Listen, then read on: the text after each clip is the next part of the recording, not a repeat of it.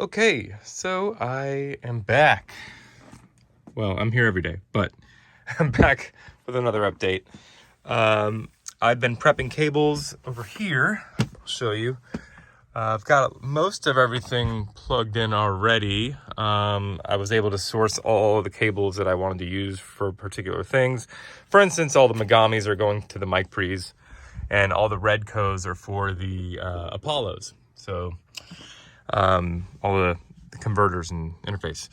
And all of the other cabling, I believe, most of it's Redco, Megami, and then some other random ones that are pretty decent quality. Those will be used for, less important things. Like key inputs and other things like that won't impose too much. But that's getting nitty gritty. Today, I will finish prepping those snakes for the rest of the outboard gear here.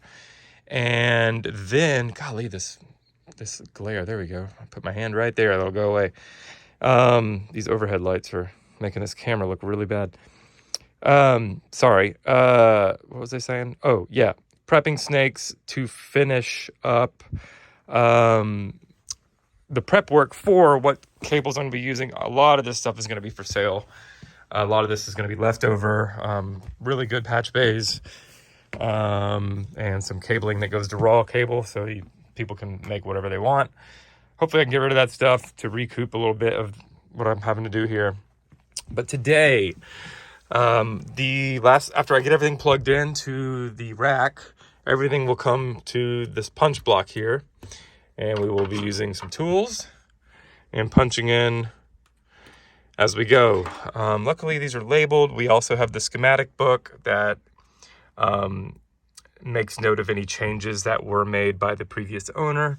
That way we can make sure we are punching the cables into the right spots, because that would be a nightmare finishing this and then plugging everything up, testing it, and running signal through the board, realizing that everything is in a random place. So we got to be extra careful and do it right the first time.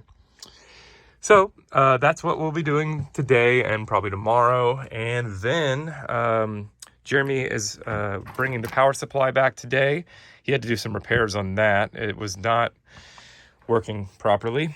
He's going to bring the master sections, the subgroups back. He recapped those, and those will go here. And yesterday he added an insert on the master fader, which is going to be great. Because, I always want to just have a bus compressor and a stereo EQ strapped to that at all times. So yeah, I will update a little more later as we get going, and I'll see you at the next step. Okay, so I've started on this side and I'm working my way to the right.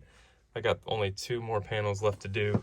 But before I start punching the cabling into these terminals, I need to pull out all these remnants of old cables as well. What's up, Josh? Hey, buddy. How you doing? Oh, wow, that's not focused at all. There we go. He's going to be rehearsing in there. And I'm going to pull this shit out of here and then punch new cables in. Yo, so I finished pulling all the cabling out of the terminals. And I went through behind myself and went ahead and used this handy shop vac and hit all of these as well, just to get all the remnants of the old cabling out. And then I vacuumed the back of the console here where all the metering is. There was some just dust and, years worth of buildup back here from the previous owner. This was at a college before, and it was probably sitting in storage after that. So needed a little cleanup, and I'm going to finish cleaning the top of this, making it all pretty as we progress with the wire up here.